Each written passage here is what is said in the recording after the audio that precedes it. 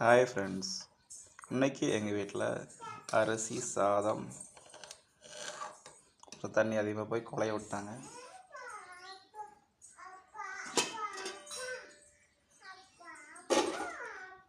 கீரை பொரியல். இது என்ன கீரைன்னு கேட்டிங்கன்னா தண்டு கீரை. நம்ம வீட்டிலேயே இருக்குது, செடி இருக்குது. தண்டு கீரை. அடுத்தது கொள்ளு பயிர் இருக்கு இல்லையா, அதை வேக வச்சு அரைச்சி குழம்பு. அடுத்து கொள்ளு ரசம். கொள்ளு வேக வச்சு வடித்து தண்ணியில் ரசம். குடிக்கிறதுக்கு பானை தண்ணி. வெயில் காலம் இல்லையா, பானையில் தண்ணி ஊற்றி வச்சுருக்கோம். நிறைய ஊற்றி வச்சுருக்கு.